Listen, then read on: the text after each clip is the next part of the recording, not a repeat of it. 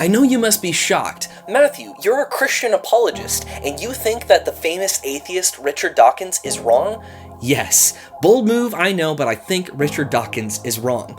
But I'm not talking specifically about his atheism, but about another shocking claim that I think also breaks down under scrutiny. Here's what he says. The universe we observe has precisely the properties we should expect if there is, at bottom, no design, no purpose, no evil and no good, nothing but blind, pitiless indifference. If you've listened to any apologists for a long time, this quote should sound very familiar because it's often quoted as a representation of the atheistic worldview. This quote is useful because I think it accurately describes the kind of world that atheism predicts. But does it accurately describe our world? A world of no design, no good and evil, no purpose. Is that the universe we observe? Thankfully, no. Our world looks nothing like that, and you have to ignore all of the evidence to say that it does. Here's what I mean. First, we observe design. Nowhere is this more clear than the fine-tuning of the universe. Scientists have so far discovered over 100 parameters and constants that had to be just so in order for life to be possible anywhere in the universe. And that's just the way the universe actually is. The agnostic physicist Paul Davies said, "The fact that these relations are necessary for our existence is one of the most fascinating discoveries of modern science." One example of fine-tuning is the gravitational constant. This is the number that determines the force of gravity. If this number were to change by 1 part in 10 to the 60th power, life would be impossible. That's a 1 with 60 zeros after it. That's a number that's so incomprehensibly big that I can't even begin to wrap my mind around it. But here's an analogy from Dr. Robin Collins that might be helpful. Imagine a ruler that's stretched across the entire universe in 1-inch increments. Billions upon billions upon billions of inches. And the gravitational constant is set at just 1 of those inches. And if you move it 1 inch relative to the size of the entire universe, life could not exist. That's an unbelievably precise calculation. If it was bigger by that increment, the universe would have expanded too rapidly and stars never would have been able to form. Or if it was smaller by that increment, the universe would have just collapsed back in on itself. That's just one example of over 100 that had to be exactly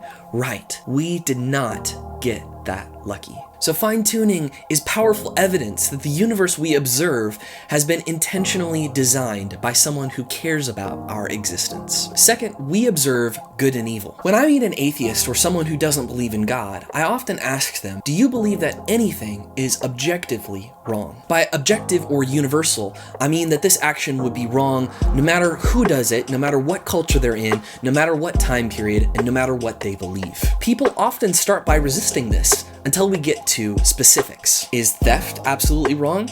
Well, what if you're starving? Is murder absolutely wrong? Well, what if there's no justice system in this country? Is racism?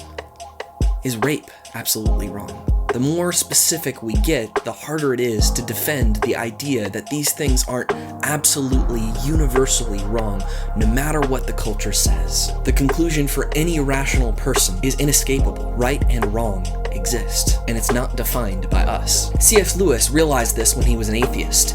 He said, "My argument against God was that the universe seemed so cruel and unjust. But how had I got this idea of just and unjust? A man does not call a line crooked unless he has some idea of a straight line.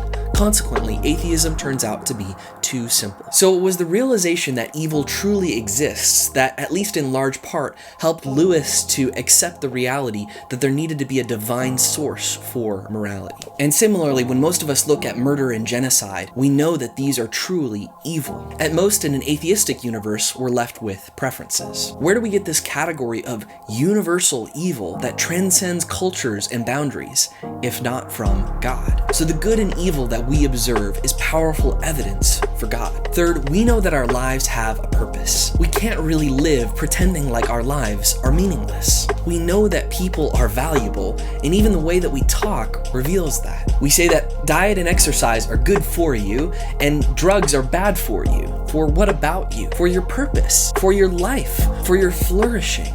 If our lives were purposeless, it would make no sense to talk about them this way. The reason the question, what is the meaning of life, is such a pervasive one is because you don't have to be a philosopher to ask it. It's not just a specialized few who think our lives have purposes. We all have the subjective experience that our lives are valuable, that they have meaning and a purpose that goes beyond what merely we define. But the problem is that most of the answers people choose leave them feeling empty. People who chase money, success, power, or romance as the purpose of their lives often seem to me some of the most dissatisfied people. And yet we have this desire within ourselves to be fulfilled, to be satisfied, to be happy. And I think there's a reason for that. We actually have a purpose. That purpose isn't just something that we can define or create ourselves, but it's something that has been given to us by God. Again, C.S. Lewis says, "If I find in myself a desire which no experience in this world can satisfy, the most probable explanation is that I was made for another world. If none of my earthly pleasures can satisfy it, that does not prove that the universe is a fraud. Probably, earthly pleasures were never meant to satisfy it,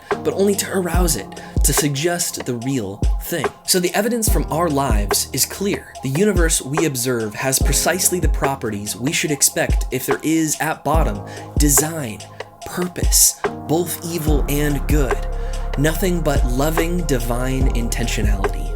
Richard Dawkins and all of the other atheists have to ignore all of this evidence to come to the conclusion that the world that we observe actually more resembles the one that's predicted by an atheistic worldview. And what's shocking is that Dawkins has actually admitted that he is not willing to look at the evidence. When he was asked, what would persuade you that God exists? He answered, "I'm starting to think nothing would," which in a way goes against the grain because I've always paid lip service to the view that a scientist should change his mind when evidence is forthcoming. The trouble is, I can't even think what that evidence would look like. Even if there was a booming voice and the second coming and clouds of glory, the more probable explanation is that it's just a hallucination or a conjuring trick by David Copperfield or something. A supernatural explanation for anything is incoherent. Like a man who puts on a blindfold and then complains that he can't see, Richard Dawkins ignores all of the evidence for God and then says it's obvious that he doesn't exist. My encouragement to you, and if by some miracle this video is ever seen by Richard Dawkins, my advice to you is to approach the world with an open mind. Examine the evidence and be willing to change your mind based on that evidence. Look at the world the way that it actually is. I think anyone who does this with an open mind will see that it fits much better with the picture predicted by Christianity than by the predictions of atheism. That's all I've got for you today. Please like the video, share it with a friend, subscribe to the channel, and we'll see you in the next one.